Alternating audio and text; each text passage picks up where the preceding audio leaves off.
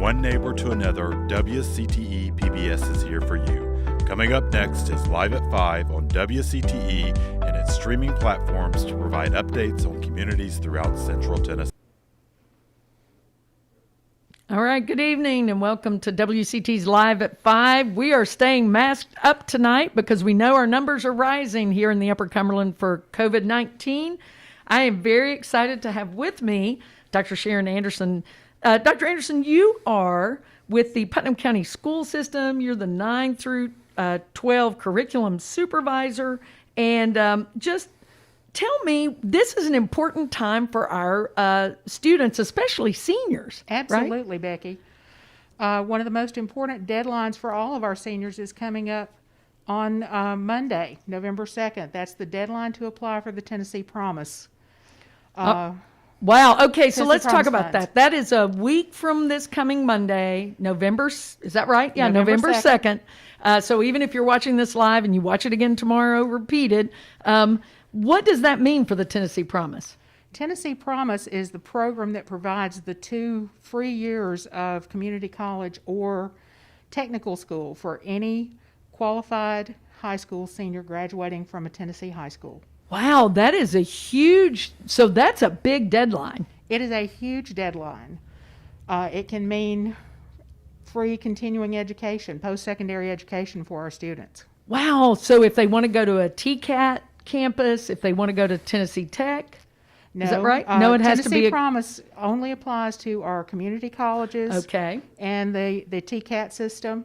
okay. But students can take their introductory classes at the community college and then seamlessly transfer to a 4-year institution in Tennessee. All right, that's terrific. So tell me, why is it important then? Why is it important for students to make sure they do not miss this deadline? Well, often we hear from students, I'm going to go to a 4-year school, I'm going out of state, I'm going to a private university. It's still important that they apply for Tennessee Promise. Okay. So Tennessee Promise coming up November 2nd. And we're going to, this has been a big week for education. Right. We had the Commissioner of Education in White County this week, Dr. Penny Schwinn.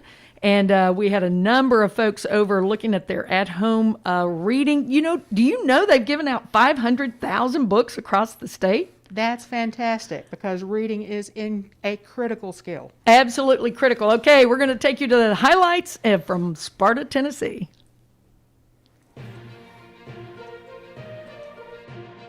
Hey, good morning, Finley Elementary School. I also want to really just say thank you to those of you who are engaged today in this program.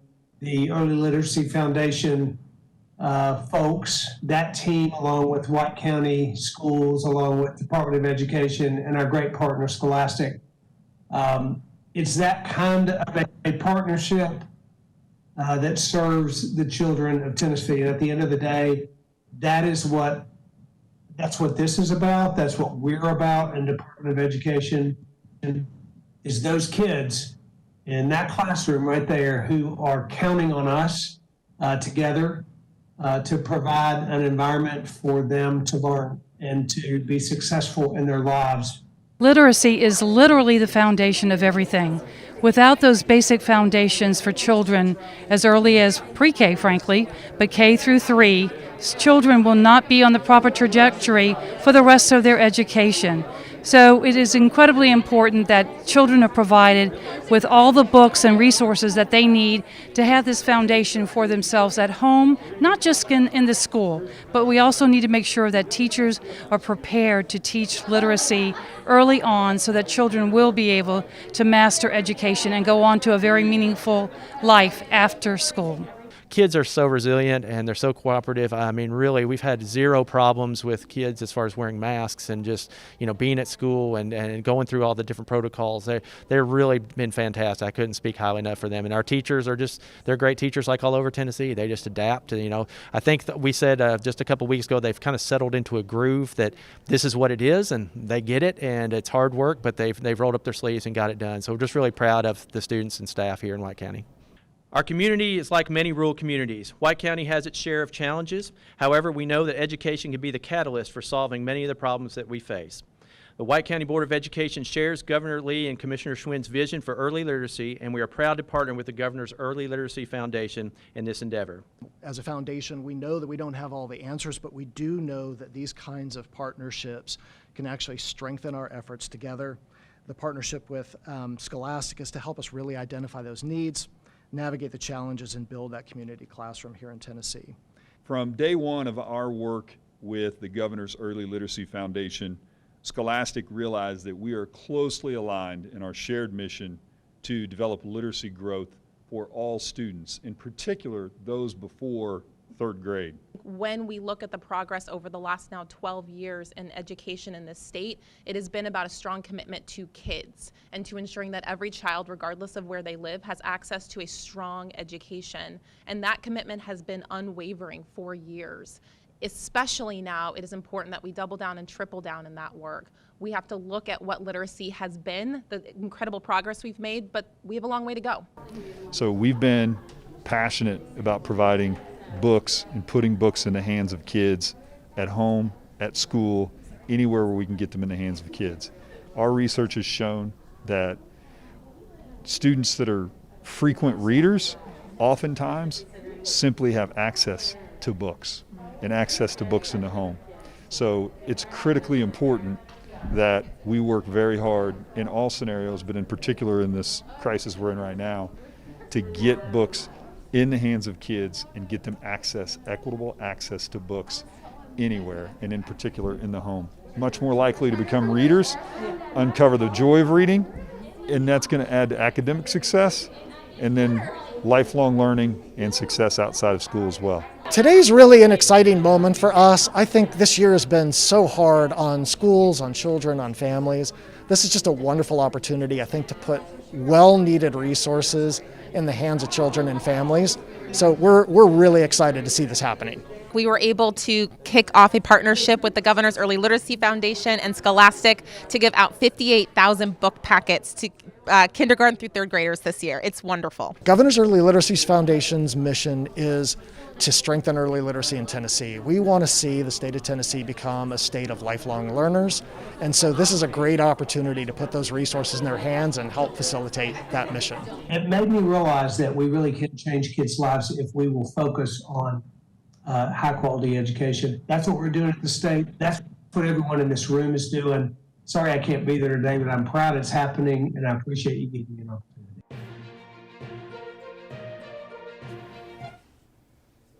All right, congratulations to Findlay Elementary and all the folks in White County for having that wonderful celebration yesterday. And you know, today is Scholastic's 100th birthday, so really terrific. Fantastic. I am so excited to have with me Dr. Sharon Anderson. Dr. Anderson is the Curriculum Supervisor grades 9 through 12 for Putnam County School System. And Sharon, we want to talk a little bit again about the Tennessee Promise, because that deadline is coming up soon. It's coming up fast, and we're trying to make sure everyone is aware. We have blitzed our Putnam County Schools social media. And it's very important that even if students aren't quite sure what their plans may be, or if they think at this point they're going to a 4-year university or a private university, that they go ahead and apply for Tennessee Promise. Applying costs nothing, and it provides them that option. 2020 has been a master class in adapting and being flexible.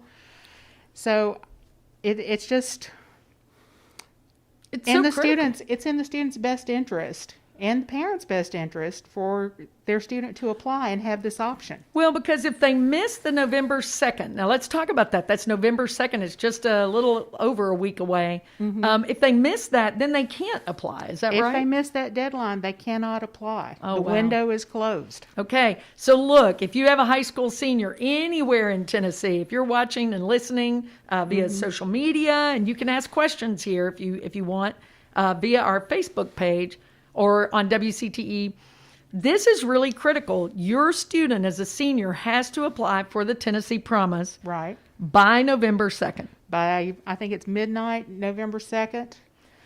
And it's an easy online application. You go to TennesseeAchieves.org, TNAchieves.org. Click the link, start the application, and You can complete it in less than 10 minutes. Okay, Tennessee high school seniors, get your applications in for the Tennessee Promise. Now, is community service mandatory for the Tennessee Promise scholarship? Yes, it's a very important component of the Tennessee Promise Scholarship. Students are required to do 8 hours of community service each semester, which is a fairly minimal commitment, but every year that they remain eligible for the Tennessee Promise, they have to fulfill that community service obligation. Lots of different community service options apply. They can work with Habitat, they can work with WCTE, with community cleanup. The only stipulations is you cannot be supervised by a relative. Okay. And it cannot be you're working to be paid. You cannot work in a family business. So truly a volunteer for your community. It's volunteering. It's volunteering, tutoring students, working in a library. You can even parlay some job shadowing into your service hours for Tennessee Promise. It's fairly easy commitment to fulfill. And think about that. This is for 2 years of community college scholarship or, as you mentioned, TCAT system. TCAT system. Awesome. I know some folks that are mentors for the Tennessee Promise. How important is that, and how do you become a mentor? Well, we are also not only pushing our students to apply for Tennessee Promise, but we are also recruiting mentors. Every community is pretty responsible for recruiting their own mentors, and our mentors serve a very important role. They are taskmasters, because teenagers will be teenagers, and they're not always fantastic at meeting deadlines. And they are a reminder, in addition to school counselors and parents and the normal support systems. They are resources, because most of the mentors have been in college or been in some higher education, so they have some experience. And they're also support as students are going through this transition from high school to college. Right. And many of the students who are using Tennessee Promise are first-generation college students. So they don't have someone in the family who's been through this, who knows how to do the different things that are involved in getting into a college or university. Right. To be a mentor, you have to be at least 21 years of age. You have to pass background check and be willing to give 10 to 15 hours over the next year to support 5 or 6 students. Oh, that's really, y'all, let's work on that. That you're needing to grow that number of mentors, right? Yes, the more mentors we have, the fewer students each mentor will be responsible for. That's awesome. And you apply to be a mentor at the same website as you apply for Tennessee Promise. Okay, and that's TNAchieves.org. TennesseeAchieves.org. All right, we're going to say this again. The Tennessee Promise deadline is November 2nd. If you're a Tennessee high school senior, you need to apply, right? Absolutely. For this, even if you don't know whether or not you'll utilize it, apply for it, because if you miss this November 2nd deadline, you will have missed it. Now let's talk about FAFSA. What is that? FAFSA is the free application for federal student aid. It is also an online application.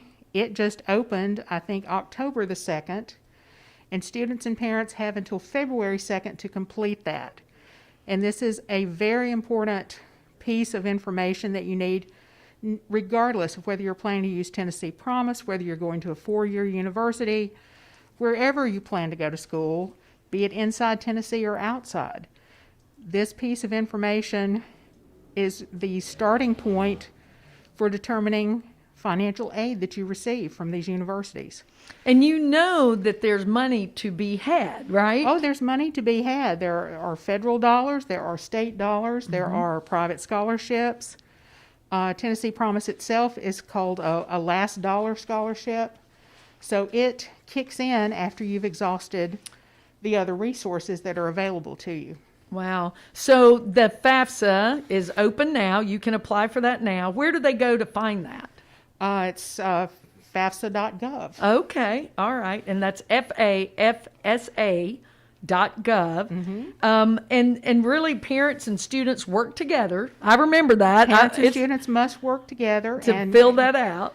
We've evolved from a paper process to an online process. Parents will need their tax information, but that you don't have to have filed your taxes for next year in order to do it. Is there somewhere where they can get help to fill out that online form? Because some of our families do not have access to internet. Absolutely. All of our high schools between now and the FAFSA deadline will be working with their seniors, sponsoring FAFSA nights. Those may look a little bit different this year because of COVID. Sure. But our counselors in all of our high schools are delighted to help students. So again, if you have a high school senior, these are important dates. Also, high school superlatives the deadline will be February 2nd. And I saw this is a literacy, this is about the highway safety program is doing a scholarship for one senior in the state. Right. You see a lot of those, right? There are multitudes of scholarships that are very targeted to specific groups. All right. Thank you so much, Dr. Anderson, for being with us. Hey, we're going to take you and let you see some of the highlights from the Highlands Economic Partnership forum that they held this week with our Putnam County and city mayors.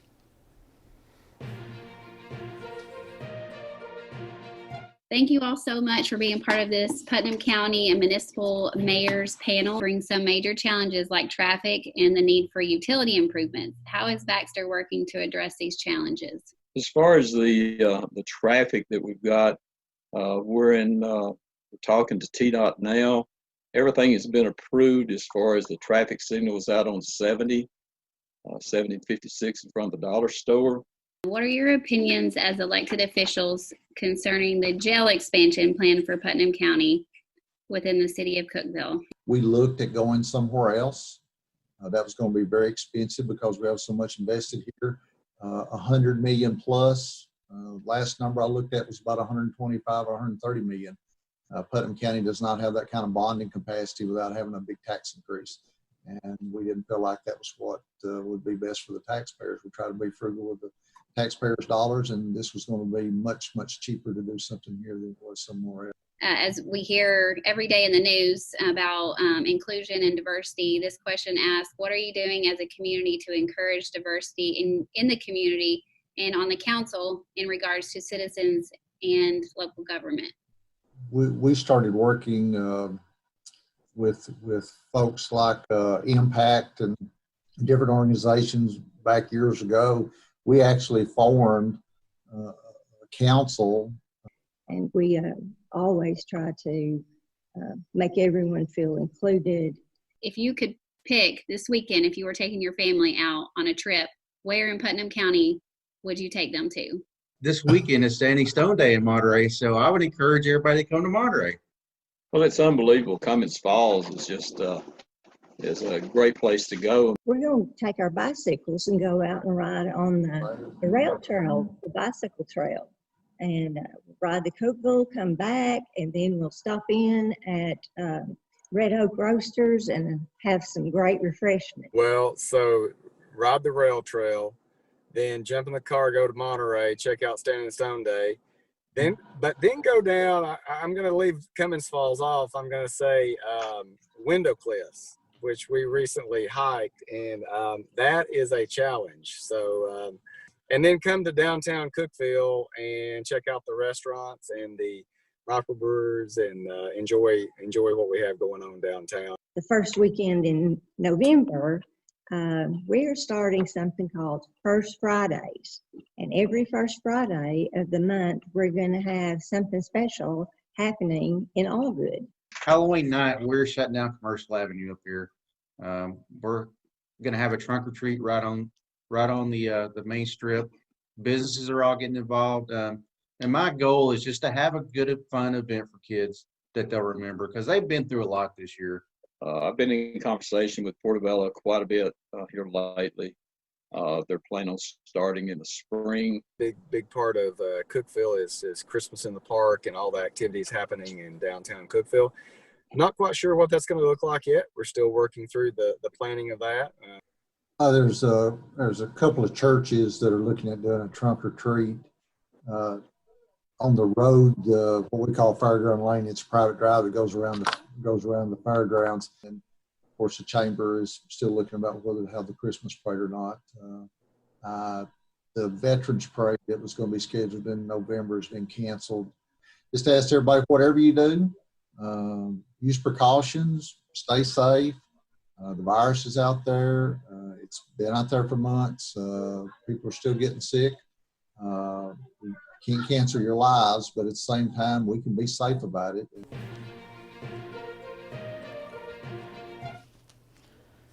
Thank you for joining us here at Live at 5 on WCTE. We appreciate the Highlands Economic Partnership for bringing these policy and information updates from around our region. I am really excited to have with me Tennessee Tech student Sam LeFave. And Sam, you are a senior biochemistry major. Yes, ma'am. But you've also been very active in a program with some colleagues at Tennessee Tech about the importance of wearing a mask. We're masking through this whole show. We're going to be working on adding some plexiglass in here to even make it a little more safe. Safer. Mm-hmm. So our numbers are really rising. And why did you get involved in this?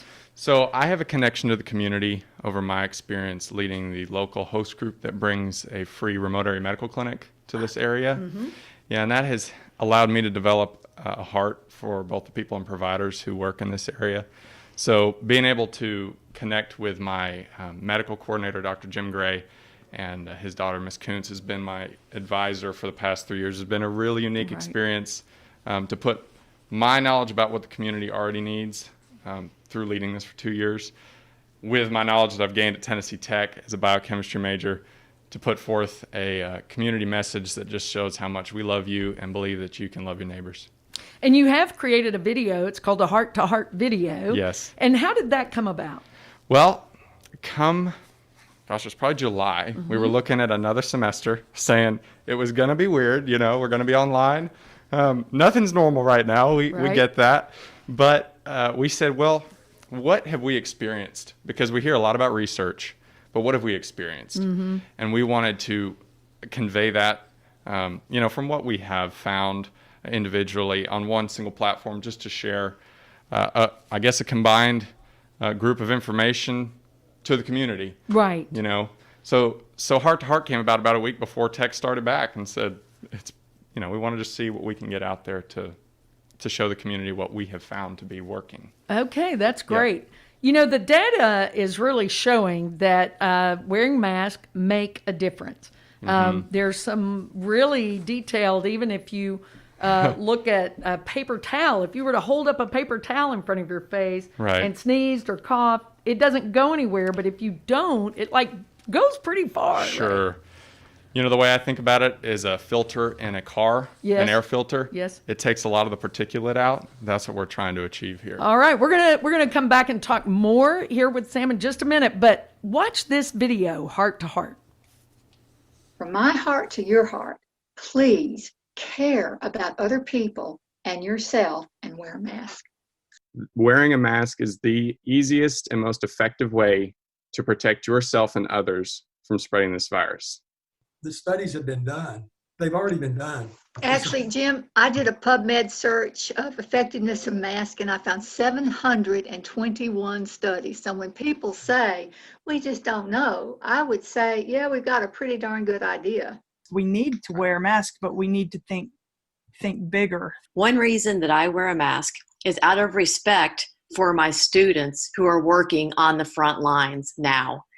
When you don't wear a mask, that increases stress on the healthcare system, and our frontline workers are already weary. Please wear a mask. So I just want to say I love the community, and that is why I wear a mask. We wear a mask because we want to protect all of ourselves, and we want to continue having a future for ourselves and our family. I wear a mask so that you feel safe coming to me. I don't want any barriers between me and you this semester. It's just important to get the information that we do know out in public in a way that the public can see that information.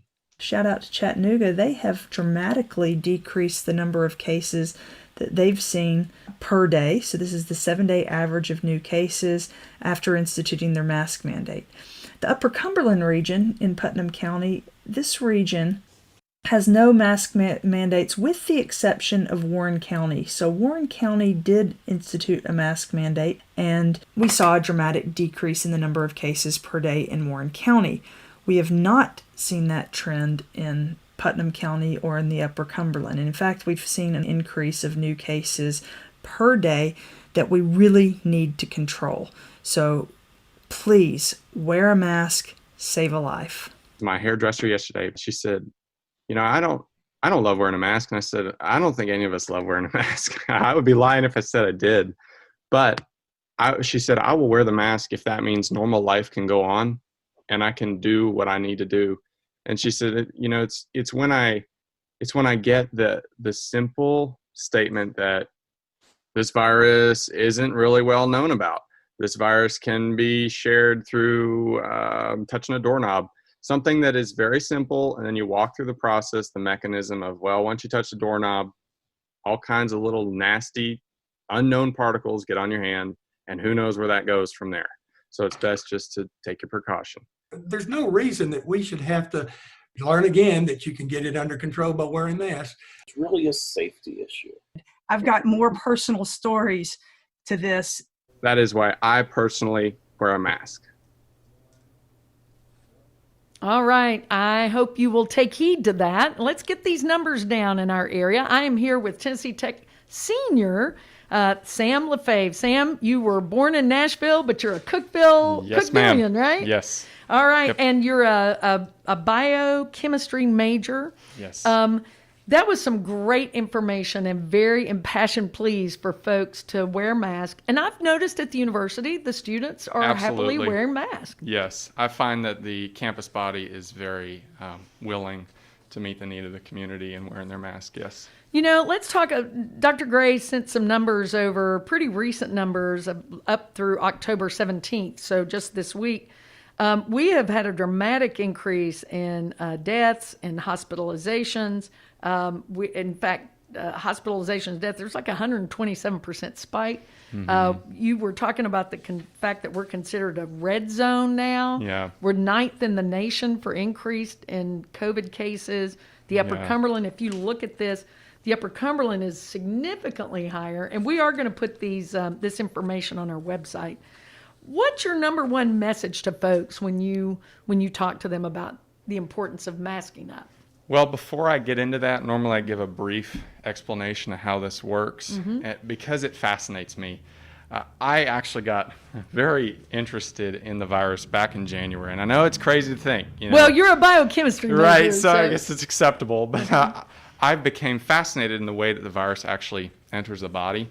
And in order to really appreciate what a mask does and social distancing does for each of us, you got to know that virus, a virus is not living. It just has information that it wants to share, but it's not good for us to get that information. It's not so good on our body. And it likes to go in easily through the mouth, okay, and through the nose and get right into our cells. And when it gets the cell likes to develop that information because it's pretty much told to by the virus.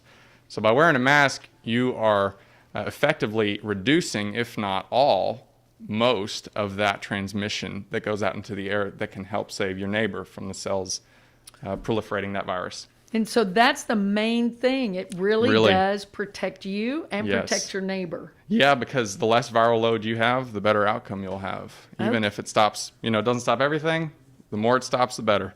Well, thank you, Sam, for having this heart-to-heart conversation with us, and I hope you guys will do your part. Mask up, stay apart. You can do it. From one neighbor to another, WCTE PBS is here for you. Join us again tomorrow for today's show to re-air again at 5 p.m. We will return with a live news show on Thursday of next week at 5 p.m. Thank you for watching.